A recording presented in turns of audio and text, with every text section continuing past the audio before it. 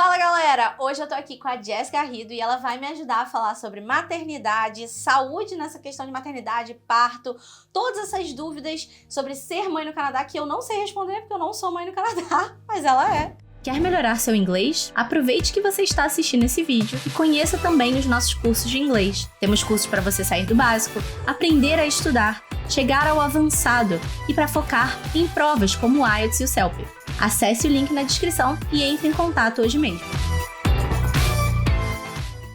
Então, vocês vivem me pedindo umas coisas que eu não sei responder, tipo, Gi, como é que é o parto aí? Gi, como é que é o pré-natal? Gi, como é que é depois que tem o neném? Eu não sei de nada disso, gente. Mas aí eu chamei uma pessoa que sabe pra responder, que é a Jess Garrido. Além da Jess morar aqui no Canadá, ter um filho aqui no Canadá, ela também trabalha com amamentação com mães que estão aqui no Canadá e também em vários outros lugares do mundo, né? Então ela tem uma experiência próxima não só dela, mas de todas as mães que ela já atendeu para ela poder compartilhar com vocês. Então eu achei que ia ser legal trazer uma pessoa que pode aglomerar várias informações para vocês e dar várias perspectivas para vocês. Então, eu vou deixar a Jess se apresentar e falar melhor do que ela faz. Então conta aí pro pessoal um pouquinho como é que você trabalha, como é que é esse negócio da amamentação e como que você veio parar aqui no Canadá. Então, obrigada pelo convite, Gi. Tô muito feliz de estar aqui, poder compartilhar, falar desse tema. Realmente é muito perguntado e faz sentido quando a gente vai migrar para o Canadá e tá pensando nesse assunto maternidade, a gente conseguir planejar como que vai ser quando a gente estiver lá. Então faz todo sentido, estou muito feliz com esse convite. Então meu nome é Jéssica Garrido, eu sou consultora de amamentação aqui no Canadá. Então foi o que a Gi falou, eu atendo as famílias diretamente, desde ali do período do pré-natal, atendo as gestantes, falo sobre amamentação ainda com essas famílias, ainda na fase da gestação. E depois eu atendo as intercorrências de amamentação que podem surgir no pós-parto. Não só aqui em BC, mas também no restante do mundo. Então, as famílias estão no Brasil, em outros países. Você faz esse atendimento online? Faço, aqui em BC, aqui em Vancouver, ele é sempre presencial no pós-parto. E no restante do mundo ele é online. Então, por causa disso, gente, a Jess, eu inclusive conheci a Jess porque uma das minhas amigas foi cliente dela. E aí a gente tava conversando sobre isso, conversamos sobre maternidade, estivemos em alguns outros encontros juntas e a gente falou, nossa, vamos gravar um vídeo, porque aí você vai me ajudar a tirar várias dúvidas que eu sinto que eu tenho zero propriedade pra tirar. E de verdade, vocês sabem que aqui a gente só compartilha o que a gente sabe. Quando a gente não sabe, a gente fala pra vocês, procurem informação no site do governo canadense, procurem informação na internet, porque vocês vão saber melhor, outras pessoas vão saber melhor. E eu trouxe uma pessoa que sabe melhor pra falar com vocês. A gente conversou aqui da gente fazer isso meio que cronológico. Então a gente vai meio que ir do processo, assim, de você chegar aqui no Canadá, essa coisa do como que funciona a saúde, de uma forma resumida, voltada pra maternidade, tá? E também aí passar pela gravidez, o pré-natal, o parto, até o pós-parto. A gente vai falar desses processos aqui pra vocês. A gente vai deixar aqui embaixo, tipo, a guia do vídeo, e aí você pode pular pra parte específica que você quer saber, mas eu tenho certeza que todas as partes vão ser muito interessantes se você tá pensando em ter filhos aqui no Canadá. Então vamos começar falando da saúde aqui, que eu acho que é a primeira dúvida que todo mundo tem. Sim. E a gente recebeu muitas perguntas lá no Instagram da gente pra fazer pra Jess. Então eu queria até aproveitar e falar, se você não segue a gente no Instagram e não segue também o Instagram da Jess, a gente vai deixar aqui os dois arrobas. O nosso é @casalnerd no Canadá e o seu? @maternar e amamentar. Então é só vocês irem lá no Instagram e dar aquele follow nesses arrobas que vocês vão estar acompanhando. Poder mandar as perguntas de vocês também pra mim, pra Jess. Ela sempre tá abrindo caixinha também. Sim, sempre. Então vocês sempre vão poder estar conversando com a gente por lá também. A primeira pergunta com relação a essa questão da saúde tem a ver assim, se eu tô grávida ou cheguei grávida no Canadá, eu tenho acesso à saúde pública? Como é que funciona isso da saúde pública, né? Porque, não sei se vocês lembram, a gente tem um vídeo aqui no canal que a gente explica que a saúde aqui no Canadá é pública, tá? Então isso significa que todo mundo usa o mesmo atendimento. Porém, em algumas províncias, dependendo do seu tipo de visto, da forma como você veio, você vai ter que pagar uma taxa. A gente, por exemplo, aqui em BC, se você é PR ou residente permanente ou cidadão, você não paga taxa nenhuma. Mas se você tem um visto de trabalho ou de estudos, hoje você paga uma taxa de $75 por mês para utilizar o serviço de saúde pública. É um valor, eu diria até, de certa forma, irrisório, considerando tudo que você tem acesso da saúde pública, que realmente é muita coisa. inclusive essa questão da maternidade. Aí eu lembro que a gente estava conversando, você falou que tem também um período de carência, né? Tem. Então, Tem. como é que funcionaria isso para uma mãe, assim? Esse período de carência é com quanto tempo? Então, eu vou utilizar como exemplo uma gestante que mudou para cá, ainda na fase da gestação. Essa carência do MSP, ela vai durar 3 meses. Então, se você chegou ainda no início da gestação, você vai conseguir ter o seu acompanhamento do pré-natal após 3 meses. Se você já chegou no último trimestre, aí vai ficar um pouco mais difícil. Muito provavelmente você vai ter que procurar esse serviço de forma privada. Os profissionais são os mesmos do sistema público, do MSP. Aqui em BC chama MSP. Porém, você vai ter que pagar como plano particular para poder ser atendida. Agora, no início, vai ter o tempo de carência, vai dar tempo, vai ficar tudo certinho. Então, isso é importante vocês calcularem. Eu lembro que quando a gente veio, eu peguei um health insurance para esses 3 meses. Isso. E é sempre legal, se você tá vindo, você pegar um health insurance nesse período. O health insurance cobriria algumas coisas. Eu imagino que tenha health insurance para grávidas Com também, certeza. que vá cobrir esse acompanhamento do pré-natal. E aí o health insurance te cobriria naquele período. É bem importante você pensar nisso, mas eu diria assim, né, gente, se você tá bem no final da sua gravidez, talvez o melhor seja você ter o neném aonde você tá, no Brasil, e depois você vir, porque vai ser realmente talvez uma coisa que vai estressar ainda mais nesse período final de gravidez, que já é muito, muito pesado. Mas você vai ter o acompanhamento do pré-natal. Agora, como que é esse acompanhamento do pré-natal, Jess? Porque eu não sei nada. Também é pergunta recorde, porque é muito diferente do que acontece no Brasil, né? Tem algumas particularidades. Então aqui, quando você está gestante, você tem como escolher o seu acompanhamento ou com obstetra, que é o modelo parecido com o que a gente tem no Brasil, ou com as midwives, que são as famosas parteiras, ou com o seu próprio médico de família. Então, para a gente escolher, né, qual que é o modelo ideal para mim entre midwife, médico de família e obstetra, primeiro entender do que se trata cada um. A midwife, ela vai ter um approach mais natural, então ela atende partos domiciliares, além de hospitalares, ela indica, né, prescreve remédios mais simples e são sempre gestações de baixo risco. Já o obstetra e o médico de família atendem apenas partos hospitalares. O obstetra, ele vai ser o único que vai conseguir atender gestações de alto risco. Então, gemelares ou outras especificidades. Especificidades. Exatamente. Essa palavra aí. Essa palavra aí, você já sabe. Eu vou aproveitar que a gente engasgou no especificidades. O que é uma gravidez gemelar? Uma gravidez gemelar é gêmeos. Múltiplos. Tá, eu já tava assim, o que tá gemelando lá na pessoa? Gêmeos, múltiplos. Isso é uma piada bem gostosa. Vou rir de ti. Então se a pessoa tiver twins, vai ter que ser o obstetra. O obstetra.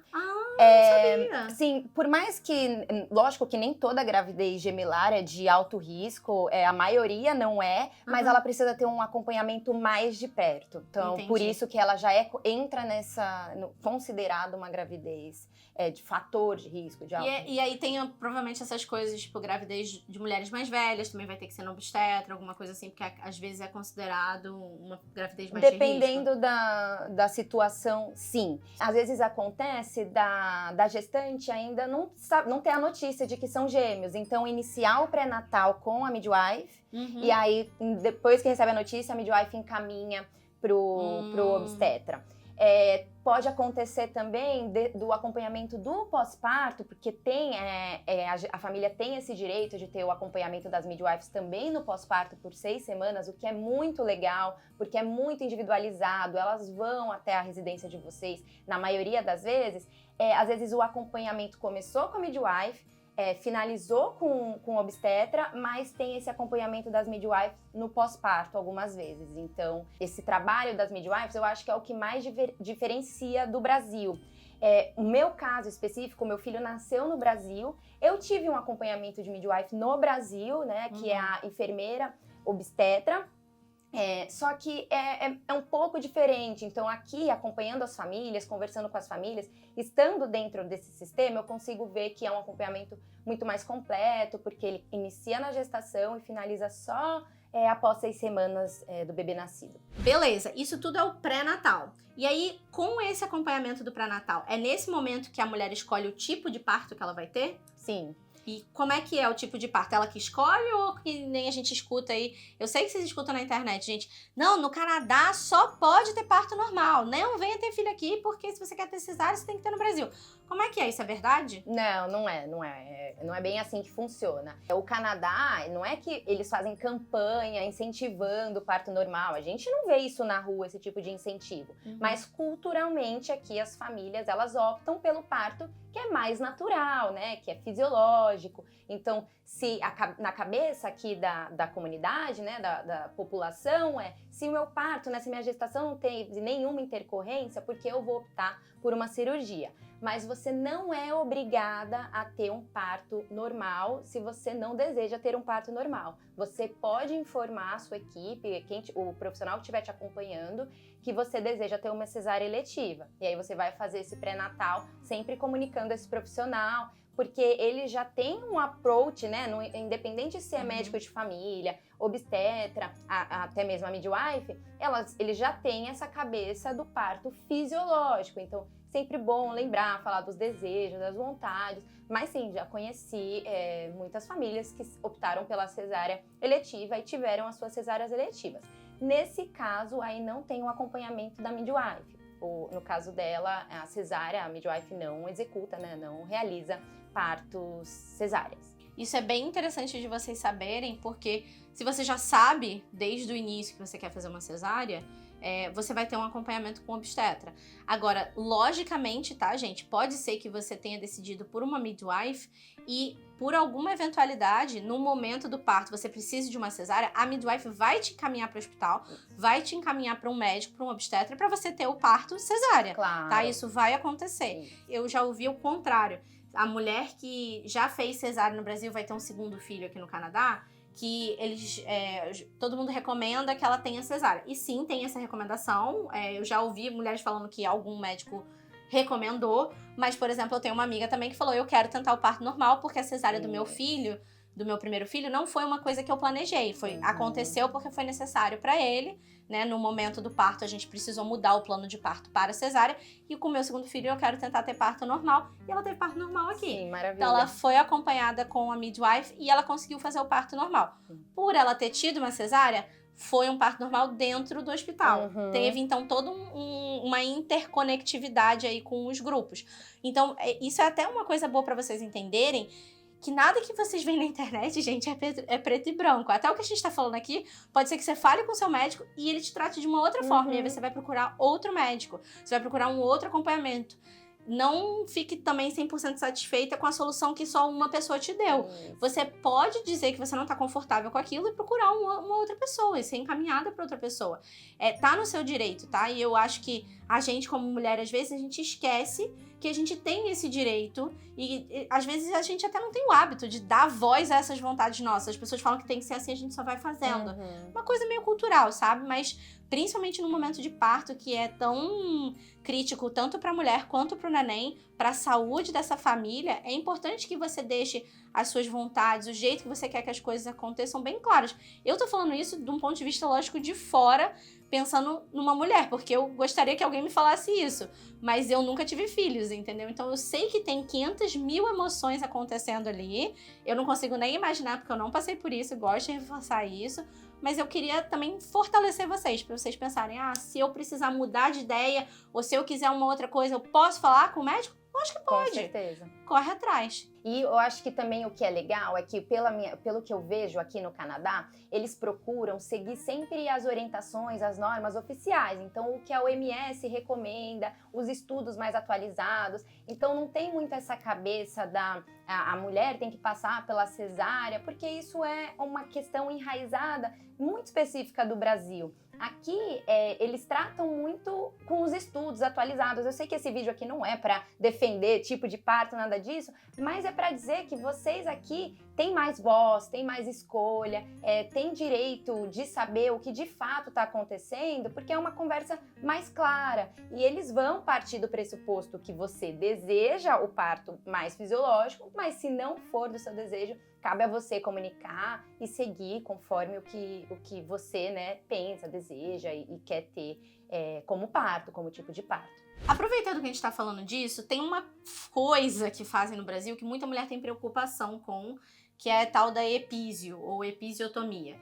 Você tem alguma referência? Eu sei que talvez, né, você não teve filho aqui e tal, e, gente, lembrando, a experiência de uma pessoa não é a experiência de todas, mas você tem aí alguma referência, já conversou, ou sabe alguns dados que você pode passar para o pessoal que está preocupado com isso? Realmente isso no Brasil é uma preocupação, quando a gente fala desse termo violência obstétrica no Brasil, a gente ainda está engatinhando, esse assunto ele está vindo à tona mais recentemente aqui no Canadá, a gente já vê as coisas num cenário diferente. É difícil eu ver alguém que sofreu episiotomia. Nas minhas clientes que eu atendo no pós-parto, com amamentação, eu nunca vi um relato de epísio, de episiotomia. Às vezes acontece a laceração natural, mas episiotomia, alguém falar pra mim, olha, eu sofri esse tipo de violência, eu não me lembro, nesse tempo que eu tô aqui, de alguém ter me relatado. É importante lembrar que quando a gente lida, né, com profissionais, a gente tá lidando com pessoas, essas pessoas às vezes têm viés, valores, então se você deseja fazer da forma mais confiável possível, eu diria que as midwives, elas são os profissionais mais atualizados nesse sentido. Mas não também querendo desmerecer o trabalho, imagina, nunca dos obstetras e dos médicos de família. Então, se você anda desconfiada, sempre faça esse tipo de pergunta no pré-natal. É um direito seu se informar no pré-natal. Se anda desconfiada, talvez seja o momento de trocar de médico, de pedir uma segunda opinião. Agora, a realidade que eu vejo aqui, eu nunca vi alguém falar sobre episiotomia, sobre ter sofrido esse tipo de violência obstétrica. Pequenas violências obstétricas, eu já escutei que a gente... o termo violência obstétrica, a gente engloba mais do que, de fato, a violência diretamente no corpo, mas às vezes a forma que alguém da equipe falou com aquela mulher durante o trabalho de parto, isso também entra como um tipo de violência obstétrica. E isso, às vezes, pode acontecer, eu já ouvi falar, uma proporção muito menor do que a gente ouve no Brasil. Uma coisa que é importante, gente, a gente notar é que esses dados, a gente tem esses dados na internet, se você procurar esses dados sobre como que funciona isso aqui, os dados sobre violência, né, também com relação à mulher, e, gente, os dados todos, né, são muito animadores pra gente que é mulher. A gente aqui se sente muito mais segura, muito mais tranquila, muito mais em boas mãos, sabe? E eu fico muito feliz de poder falar isso pra vocês, porque eu sei que no Brasil a gente se sente muito insegura com várias coisas, ainda mais no momento de parto, que você tá tão fragilizada ali, né? Vamos dizer, é um momento de muita força pra mulher, mas também é um momento que você precisa do apoio de todo mundo que está à sua volta, né? Então tem uma certa colaboração ali acontecendo. Então vamos dizer que teve o parto. Nasceu o neném. Eba! Ou os gêmeos. Já que a gente falou ou os múltiplos. Os múltiplos. E aí, a gente entra em algumas perguntas que vocês mandam, que são mais técnicas. A primeira, que é um pouquinho mais técnica, né, do pós-parto, é da questão da licença maternidade e licença paternidade. Como que funciona isso da licença maternidade e paternidade? As regras são parecidas em todo o Canadá, mas a gente vai falar mais em detalhes das regras em BC. Por quê? Ambas moramos em BC. Isso. Porém, o Canadá inteiro tem o direito, né? Todas as pessoas dentro do Canadá inteiro têm o direito de ter a licença maternidade e a licença paternidade, porque essa é uma lei do país. Então, por mais que as províncias tenham regras diferentes para você se enquadrar nesse benefício, você vai ter direito a esse benefício, não importa onde você esteja no Canadá. Agora, quanto tempo você tem que ter trabalhado antes? Quantas horas? Quanto duração disso? Quanto tempo vai durar a sua licença maternidade ou a sua licença paternidade? Esses pequenos detalhes podem ser diferentes de uma província para outra. É importante que você vá se informando conforme você vá caminhando na sua gravidez. O que você vê que funciona aqui em BC ou que você sabe um pouquinho mais sobre a licença maternidade aqui de BC? Aqui eu vejo que o que funciona o mais comum é a licença de 12 meses, que pode ser estendida para 18 meses, só que aí o governo, né, ele vai subsidiar um valor menor. Como a gente vai entrar futuramente nesse tema escola, como as escolas aqui, né, dando um spoiler, não são tão fáceis, são simples de serem encontradas, muitas famílias optam pela essa licença estendida, fazendo cálculo, vendo o que funciona melhor ali para cada realidade.